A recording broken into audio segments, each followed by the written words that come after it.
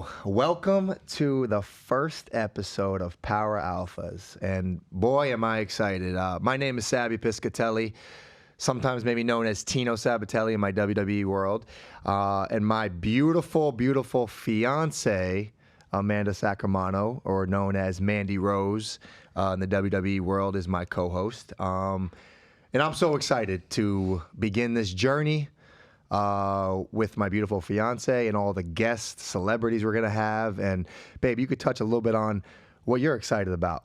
Yes, welcome everyone. We are so excited.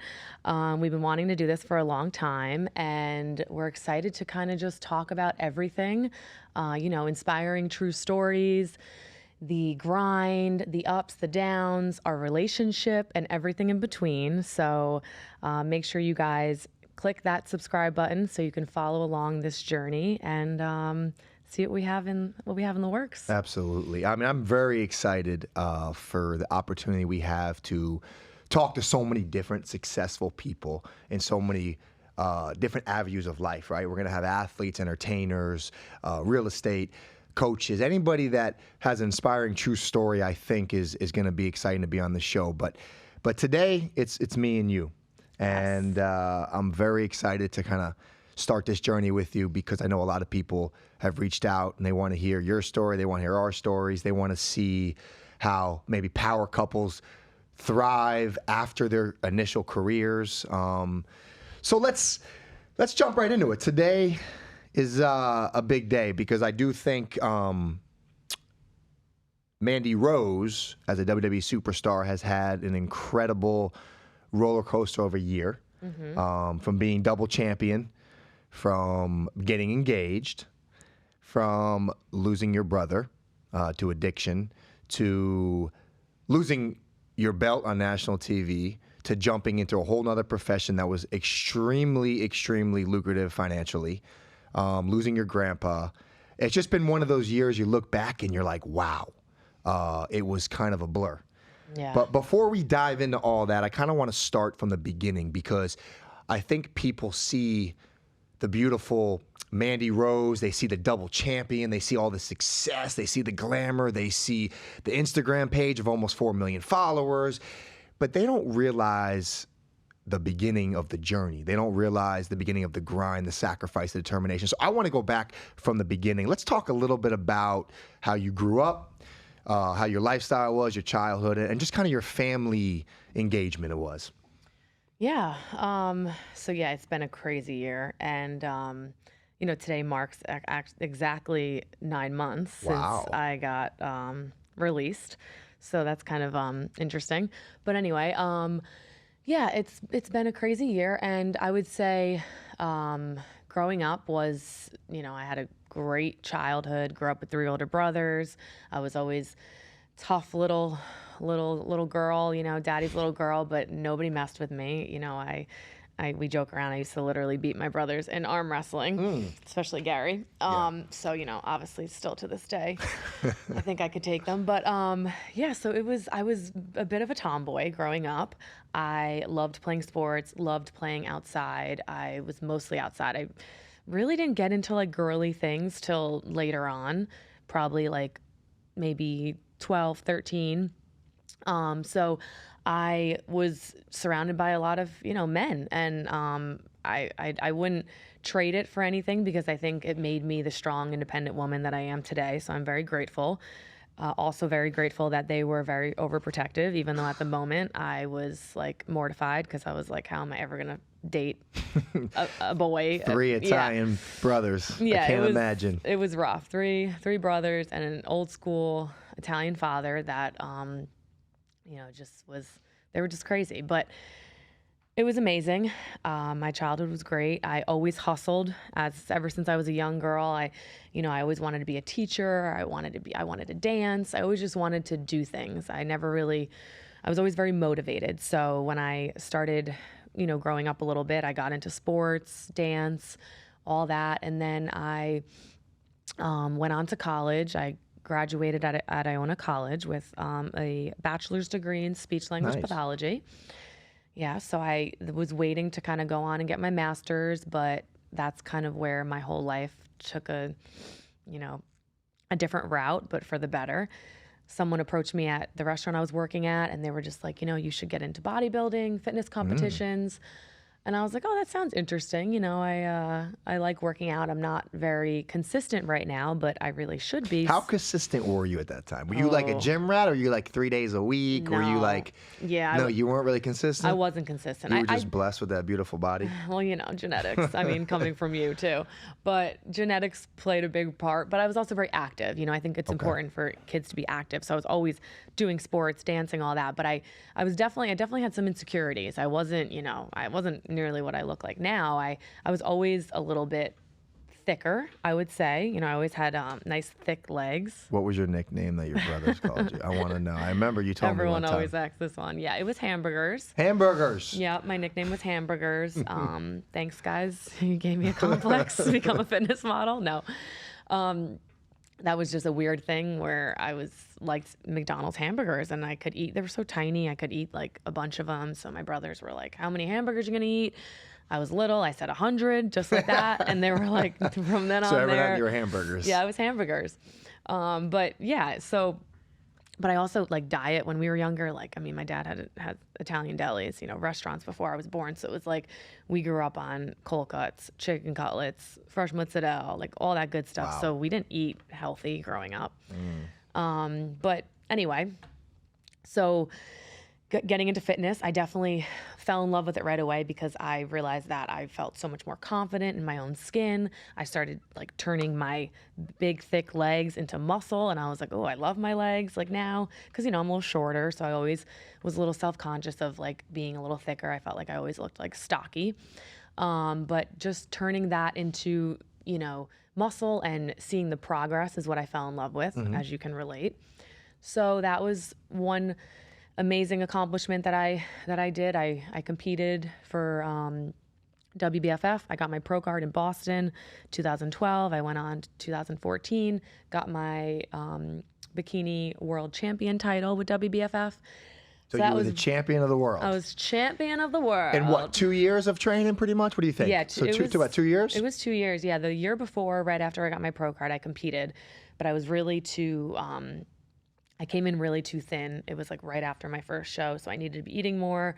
I got a better coach, really trained hard. And yeah, I won first in bikini. It was crazy. And it was actually the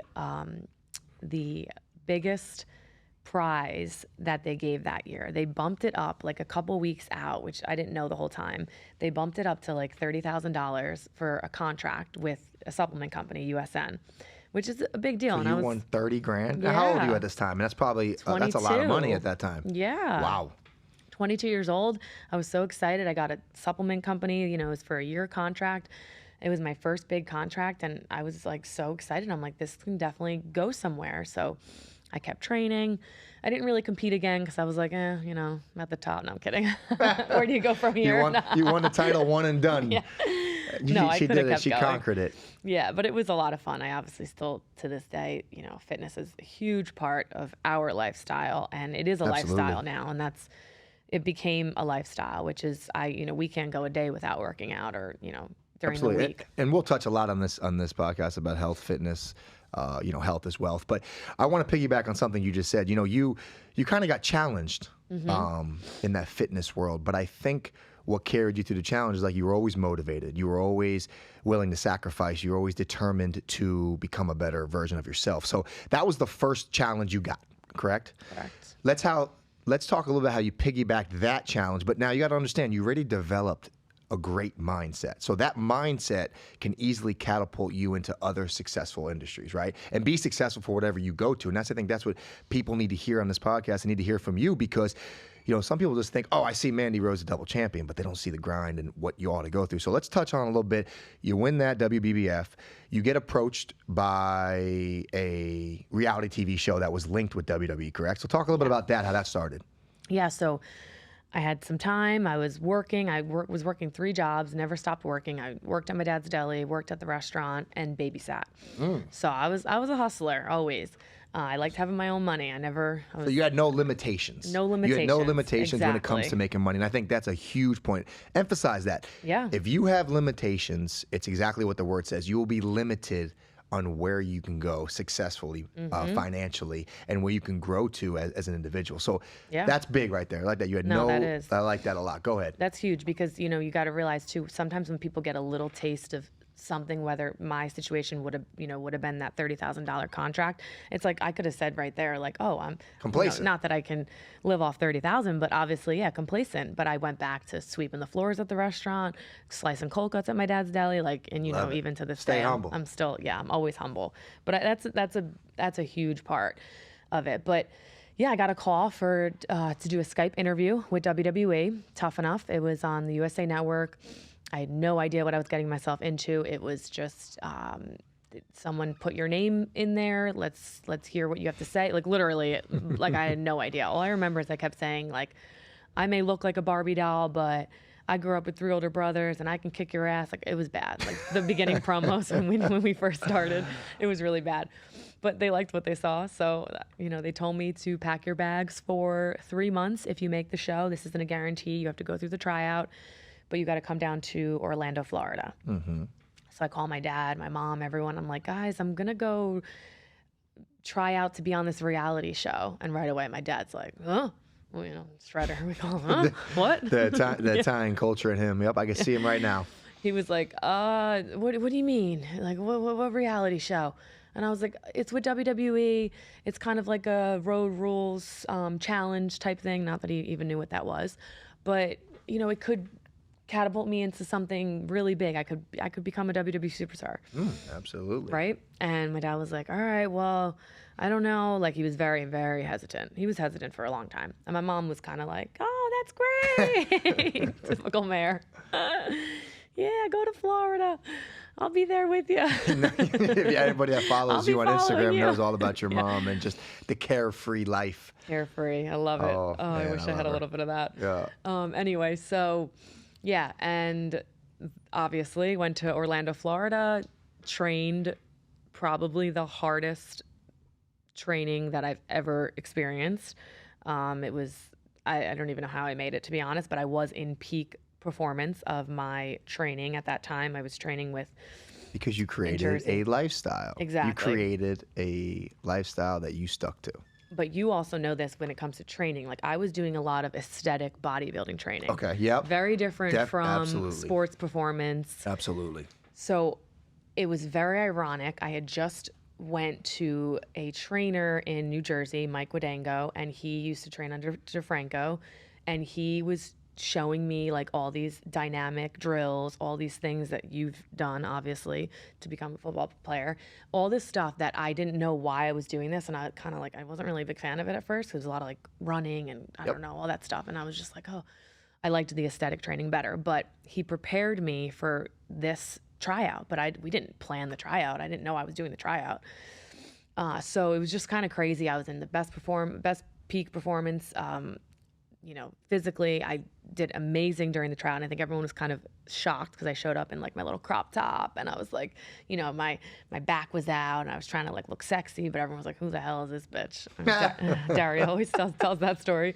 She's like, oh, this one's gonna be, you judge a book by its cover. But then we hit it off really fast because I'm just your average girl, No, average girl. I mean, okay. you know what I mean. No, definitely not average, but okay. But then, yeah, the rest was history. I made it on the show, didn't win, was the runner-up, got a contract with WWE, then got put on Total Divas right away, which was an amazing opportunity for me. We all know. I mean, Total Divas was huge. One of the biggest shows at the time. Yeah, they were like, it was just so cool because I was like, wow, I really did win this, instead of like, looking at it as just the money aspect of the contract that was supposed to be for the winner. But it was amazing. I was, it was a great experience. And that was, talk about challenge. That was a huge challenge for me because I was going into a profession where you can relate to this. Absolutely. From football to wrestling. You go into something that you are totally blindsided. You have no idea what you're doing. You're put on this pedestal, especially you, because you came from the NFL.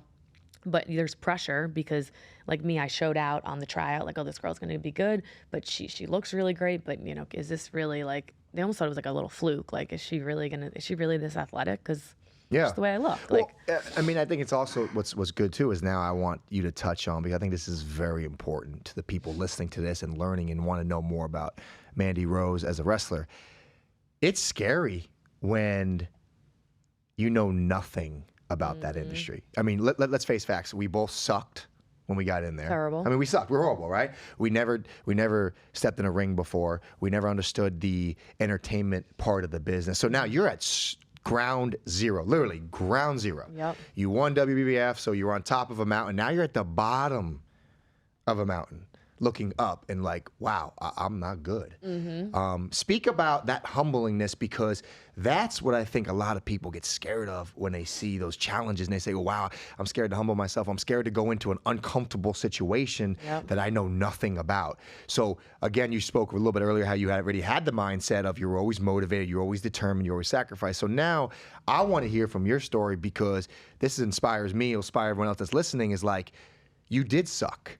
You were at the bottom of the totem pole. So talk about that transition a little bit, and then your run straight to the top of being on Monday Night Raw and double champion. And I think that's something that these people need to hear the story. for sure. And I think it does get misconstrued sometimes too, because I had a lot of pressure I mean, throughout my whole career. And I think that's why the story is really full circle with what I ended up doing the last couple years. And I did gain so much respect from the fans because of all of that. Like, I was constantly told, like, oh, she's just here for the fame. She's just here because she, wants to just get famous and leave. Like, not like, she doesn't really love the business. She doesn't know about She didn't grow up in the business. I didn't grow up in the business. Yeah, that's the big thing I hear all these all the time. That's the big thing. But it's like, we all trained really hard in different fields to get to where we are here. So I just never understood that, because I'm like, who cares? You've been successful to be in this position. That's what Right. people lost sight of. It doesn't matter. They got a little intimidated by the people that grew up in industry. Yeah. They look at people like yourself or even myself that was successful somewhere else, and they try to test your fortitude in a sense of like, oh, what, this person really loved this business. And they here for the right reasons. Yeah. But at the end of the day, the reason you're there is because you have every tool in the world. You're beautiful, you're athletic, you're charismatic, you can hold a conversation, and people draw to you. You have that it factor. So that's something that, like you just said, but again, like we spoke, you suck at the performance aspect. So talk about that. Talk about that, how you had to grow into the ring. Challenge. It was a huge challenge. And I think people like us, you either have it or you don't. If you want to challenge yourself, and like you said earlier about limitations, like you can be mediocre. No, there's a lot of people that are mediocre, but if you want that challenge and you want to strive because someone's also telling you that you're never going to do this, or you're never going to become this, or you have no shot, like that, lights fire under your ass, and you're going to want to do it even more. And that was a big part of my whole career. And that's why, I ended up only doing that one season of Total Divas, because it was really important for me to go back to NXT and actually train. The schedule was way too crazy. I didn't get any training. People thought I was training at the Performance Center when I really wasn't. So, of course, I wasn't great. And we all know it's all about practice with that, with a lot of sports. But it's just the grind of wanting to prove to people, but prove to yourself as well, because it's not always about just proving to people. But, our that business is around, you're surrounded by your fans, and they look up to you, but they sometimes are your worst critiques, right? They're like, the ones that you start scrolling on Twitter and it's like, oh my God, I suck. I botched something. Like me personally, if I botched one thing, like I was the worst wrestler in the world and I should probably quit now, hang up the boots. You remember? So the pressure was so intense. But for me, I like that. I was like, it was a challenge, and I was like, I know who I am, and I know we talked about this, but like, I know who I am. I know what I bring to this table. Give me an opportunity with the right training and the right time and the right, booking, whatever it may be. I know I will flourish. And then obviously come NXT 2 years ago and being a champion for 413 days, I think I got that opportunity. And that's why I'm so grateful and I'm so blessed with everything, because there's no regrets. Like whatever my path was, I went to the main roster after 2 years, which was not a lot of training in NXT. Got sent back for whatever reason it was. I humbled myself. I trained I worked my ass off. I did what I had to do, and showed the world that I belong here, and I'm the baddest bitch in the room. I love it. I want to highlight something you just said that's very important to me, that I was very, very impressed with you was, I think not only did you have every tool in the book, beautiful, gorgeous, charismatic, incredible athleticism, incredible body, I thought the way you handled yourself as a professional was amazing, because you did whatever they asked. Good or bad. If you look back in your career, you had a couple factions that were really big, with the Beauty and the Beast with Otis. You were a tag team partner with Dana Brooke for a while. That kind of fizzled out. But you never complained. You never got ahead of yourself. You did whatever they asked. And at the end goal, like you just said, you were double champion. You were one of the longest reigning champions ever of NXT. And I think that's a pivotal part in someone's career, is where, like, you got that call. I was with you. You got that call. Oh, you were going back down to NXT. And I would say 98% of the athletes in WWE or entertainers in WWE at that point would look at that as almost, oh, hold on, man. Am I getting demoted? And they'd be like, is this a downgrade? Like, I'm on Monday Night Raw, but now I'm going to NXT.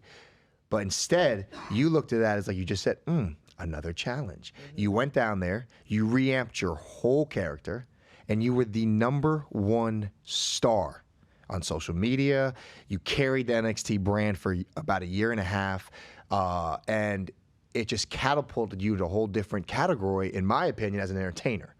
So I want you to touch on that, because it's not always easy to go from, oh, I'm a Monday Night Raw, or you're thinking you're doing so well, and then you kind of get a little bit of a humble pie. And I think that is crucial, that you allowed yourself not to get negative, not to be bitter, and you took what they gave you, and you turned a one lemon into gallons of lemonade, right? And for me, that's impressive. So speak on that a little bit. I think your fans need to hear that it wasn't just always you were this big mega star that you were at the end of your career. Talk about that part. That's difficult.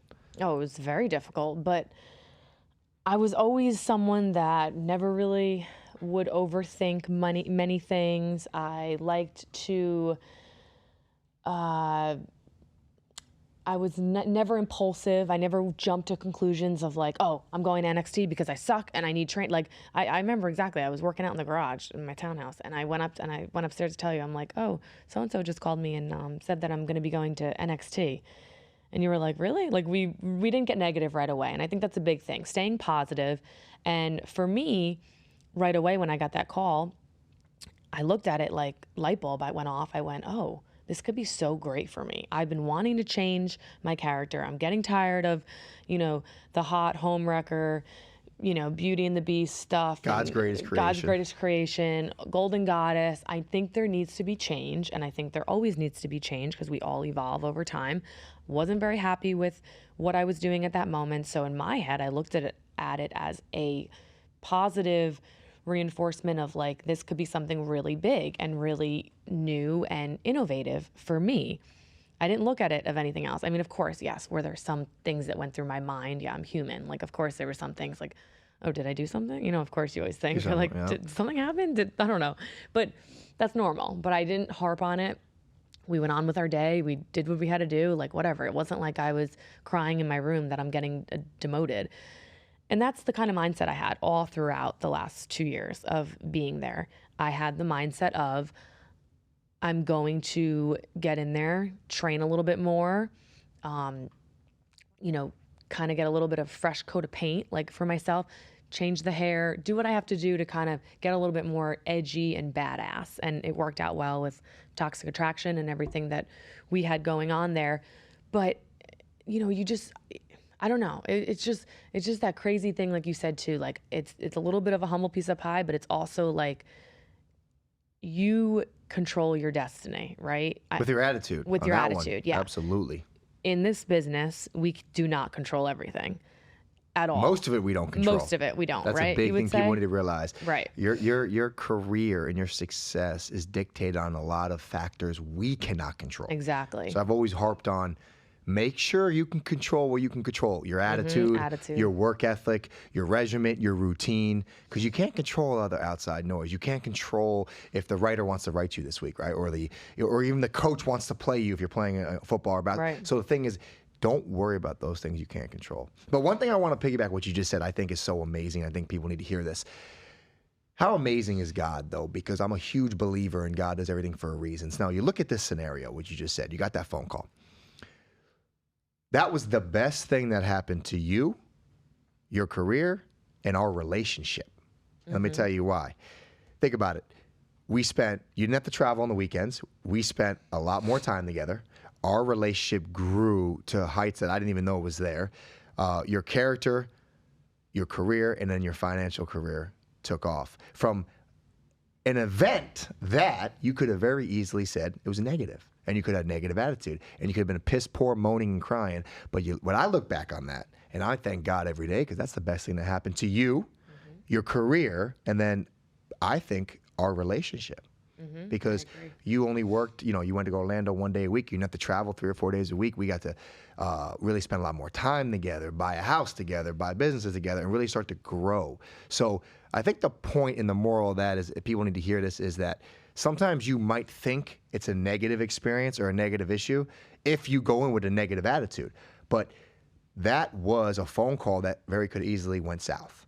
100%. So I think that's a good lesson that people need to hear about. But let's jump into now. You're in NXT. You become the head of Toxic Attraction, probably the biggest faction in NXT history, with three female wrestlers. You're probably the hottest thing on Twitter, hottest thing on social media. You become double champion. You're pretty much the star of the show, star of every pay-per-view. Talk about that experience a little bit, because like you said, everything you sacrificed is now paying off, and you felt different. People were treating you different. How was your approach at that point of your craft and industry in that year and a half span? It was amazing. I was so grateful that all the hard work had paid off. I put in the work. I did what I had to do. But I also was so, and I talk about this a lot in interviews, but I was so blessed and honored to be able to help the other girls there too. And like I said, I'm not an expert in wrestling. Some of these girls wrestled a lot longer than I did, but it really wasn't about the wrestling. It's not always about wrestling. I became very close with a lot of them. I helped them with just random things, like when it comes to when they go up to the main roster and traveling and little things, car rental, discount, just all random things that people don't tell you, your coaches don't tell you, because it's all through experience. So I had all that experience that I was able to help them with. So it was very rewarding for me at that moment, because at the same time, I wasn't just flourishing with myself and my career and everything was going great and I was at the top of my career, but I was helping other people come along with me, which is very, very rewarding. Absolutely. Yeah. And I think that's a big part of it, because you know how I am. I'm a very selfless person. Absolutely. So I'm always thinking of others. It's never always just about me, even though people might think that, but it's never like that. I do a lot for people, but it's more just, I was very happy, because I'm always very happy to see other people gain, whatever it may be from me. So, but it was amazing. Like you just said about God, works in certain ways, and just, I am so grateful. That was the best call I ever got. That was the best thing that's ever happened to me, because I did take my career to different heights. And I think after I did that, I think there's many people that wanted to follow my footsteps, because there was a lot of people, and some people have, but in the sense of kind of going back to their roots a little bit and changing their character up, or if they're not being used on Monday Night Raw or Friday Night SmackDown, they can maybe be more used on NXT. There's, so many times for TV. So it's just, it was a blessing, and I'm so grateful. But at the same time, you do have to humble yourself. And I think that's really important, that people don't really see that side of it, Well, absolutely. And now let's just kind of focus on something that a lot of people don't talk about right now. You just spoke. Mandy Rose is in the pinnacle of her career. Biggest star on social media. Double champion. Now God has to say to you, Mandy, I need to put a little bit of struggles in your life when it comes to the family aspect. You lost your brother due to addiction. I know you did a lot for him for 2 years. He lived here in South Florida. Both of us, you put him in rehab. We got him jobs. We really tried to change his ways. But that's what some people don't realize, and these fans, they need to hear, is like, it wasn't all sunshine and rainbows. You were the biggest star, but you were juggling something on your family, in your family life, of your aspect of your life. So that is not easy to do, and you did an incredible job. If you want to speak a little bit on that, can go ahead. I think people lose sight that as you were going through this beautiful career, you had a lot of struggles on the side, including losing your brother at 40 years old. Yeah, I think people, like you said, they do see the glitz and the glamour, and you're on TV and you're thriving, but it's like nobody knows what you're going through at home, right? Nobody Absolutely. knows what the struggles you have at home, and this is with so many people out there, not just myself. But yeah, of course, it was really, really hard. I was at the pinnacle of my career. You were there every step of the way. We were trying to help him get out of this. This long journey of addiction, in and out of rehabs, and yeah, we did everything that we could. Yeah, and I think that's, let's note that less than 10 days after your brother's passing, you were a main event star of a big pay-per-view. Yes. That WWE kind of put a little bit of pressure on you. Listen, we all have a job. At the end of the day, life goes on, Yeah. and I really admired that you went out, defended your belt, defended your title, won, carried the card. You were the biggest star in the card, and I think that is a symbolize of who you are as a woman, right? You said earlier too, your motivation, your determination, your sacrifice, your work ethic, your lifestyle you created, it prepared you for those moments, right? Because you're a very strong woman. And if you weren't a very strong, motivated woman, you weren't a very hardworking woman, it'd be hard to go out there and perform on national TV 10 days after your 40-year-old brother unexpectedly passed away. So I think that is a tremendous accomplishment. And I think you did something incredible for WWE, because if they lost you on that card, their pay-per-view was not going to happen. It wasn't going to have good ratings and end well. So Yeah, because like you said, unfortunately, life goes on. Everyone has a job. They have bills to pay, and that's kind of another thing that I saw. There was a lot of people there for me, but at the same time, it was like, okay, a couple weeks go by, then it was like, life goes on, right? Like, absolutely. Mandy Rose has to be on TV and look like she's having a great time, but obviously there was a lot of things going through my mind. But I know he was looking down, and Absolutely. He's in peace. Yeah.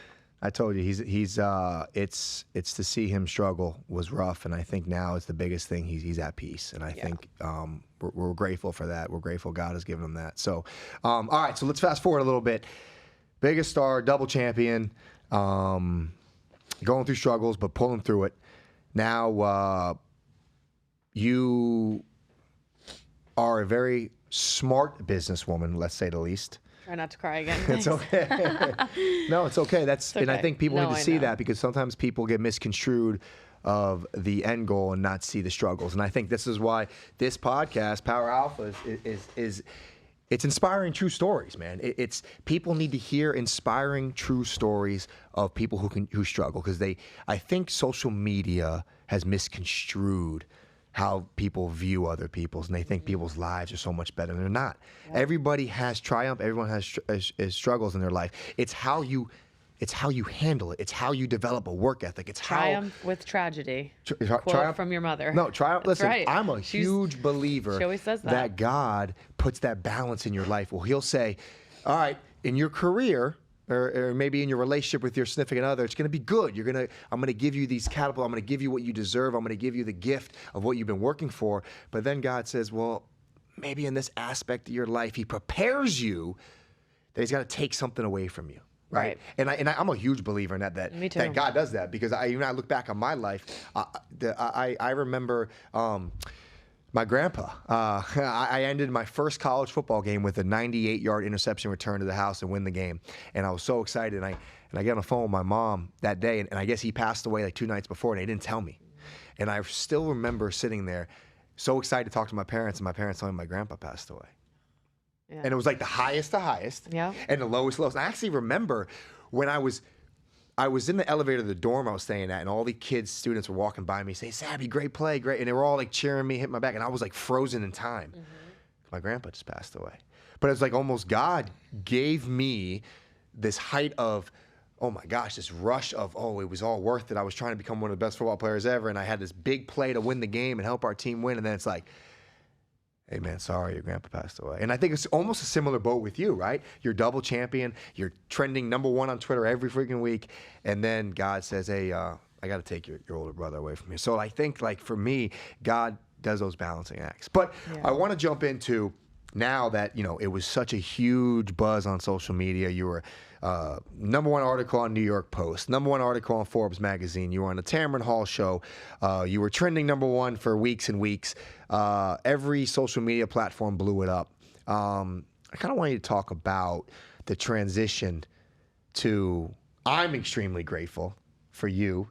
I'm extremely grateful for us financially has put you in a different category because you were smart enough to set up some independent businesses on the side that I guess they didn't like because you're 1099. But Vince McMahon tries to say you can't have anything on the side, which doesn't make any sense because he doesn't give us 401k, he doesn't give us retirement, he doesn't give us any kind of benefits. So I wanted you to clear it up now. Your fans are listening, everyone's listening, the transition from the call on Monday to being released on Wednesday to financially, I know it was public knowledge, so they can look it up, but I know you made 7 figures in like 12 days.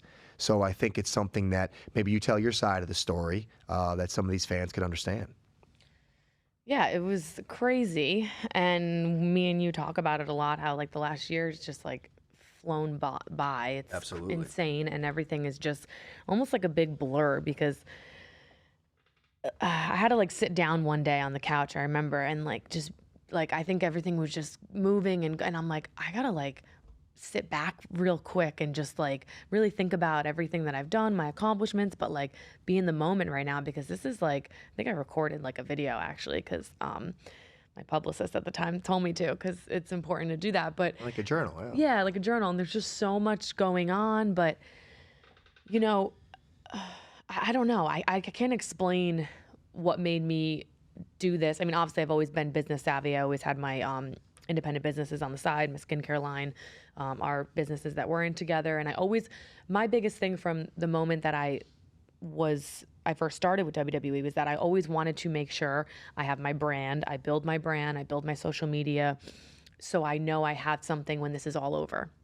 Plan for the future because I know they don't do much of that. So I always had that vision of like, what could I get into here? What could I do? Am I allowed to do this? Am I not allowed? Like, just I was out of most of the women, I would say I was always trying to do different things, and everyone knows that because why not? Like, Absolutely. what's wrong with doing that either? Like, what's wrong with Absolutely. me trying to have side businesses or trying to make more money and build my brand, but also it's going to help your brand as well as a collaboration because the bigger I get, the bigger I'm on different things. Wouldn't you guys want to Absolutely. 100%. use that as well? So I never really understood all that, but that's okay. So yeah, I did extremely well on my fan time platform.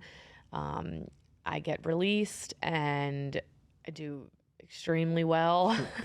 They pretty much gave you a $10 million marketing campaign for free for your lotion line, your subscription-based platform, and the Mandy's Donuts. So talk about that, because you got released Wednesday at like 9:00 a.m. and I think by the time you got home back to me in South Florida at 6:00 that night, you made what, like $250,000 or something like that in one day? Me, you, and Frankie were literally like, it was like the stock market. We were watching it go up, and we couldn't stop looking at it. And the best is like Frankie kept going, what's it at now? What's it at now? But I know it is kind of silly, but it's also like that's what the headline was. People wanted to go and see what was going on. Obviously, that's just how it worked out, how it panned out.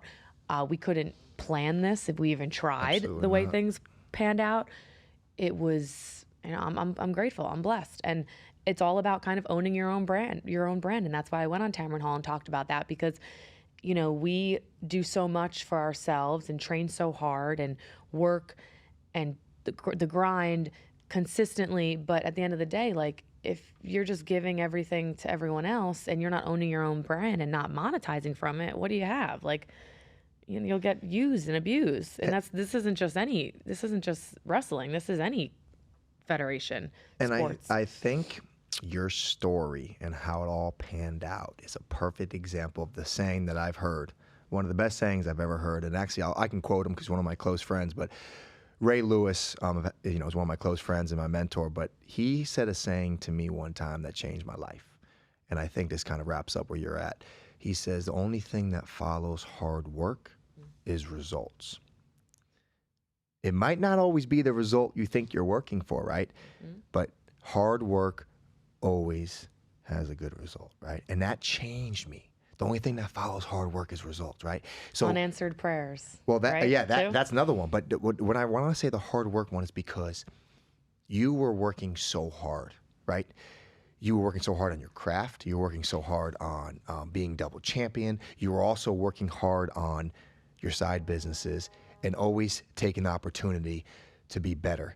So, in my eyes, WWE was very ungrateful, and they tried to do a ruthless act, in my opinion, to you by all of a sudden releasing you, which is crazy because 6 weeks earlier, your brother passed away, and you went to perform for them on the biggest pay-per-view. You were the main event, and you didn't ruin their card. But then 6 weeks later, they kind of forget about all that, and they release you because you did something that supposedly they didn't approve of or like. But in hindsight, because you worked so hard, the outcome was unbelievable for you, financially, physically, mentally, because I believe that that mentality that you've actually lived your whole life by has paid off in that sense. And I think, here's a hard reality to the world, man. This is a hard reality. Nobody gives a fuck. Nobody cares about you, and nobody's coming to help you. And everyone's replaceable. Everyone's replaceable, but no one's coming to help you, man. And I think people get that misconstrued. Like, if you want to improve your life, you improve your life, right? Don't think like when I find a girlfriend, I'll be happy. No, that's not true. You need to be happy. You need to take control of your life, and I think this is symbols perfectly, to my opinion, because it's a blessing to be in WWE. It's a privilege to be in WWE, but it ain't end all be all. And I think that's what this podcast is going to really show in the episodes to come as we get guests and as you talk more and I talk more.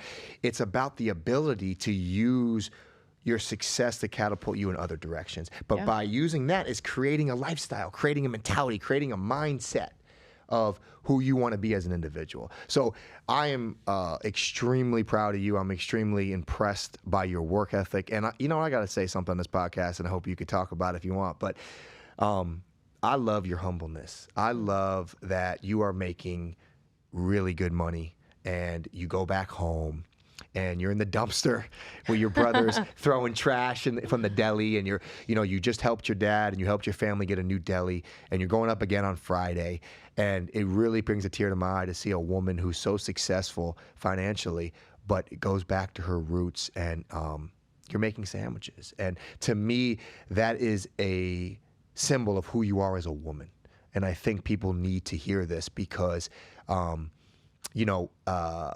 not a lot of people that have the privilege to make multiple seven figures, are going back home and throwing trash in the dumpster. They're not waking up at 5 a.m, not getting paid and helping their family's business. To me, that is extremely amazing to see, and I just want to say that it is unbelievable. I'm putting a tear to my eye, and I'm so proud of you, and I'm so proud of what you've accomplished, and I'm so excited to continue this journey and start this podcast. And this is our first one, but of many more. Yes. And I'm excited to talk more about, true stories, talk about our Your careers, story. my story. We'll talk about mine in the next one. Next time you'll be my co-host. Yeah.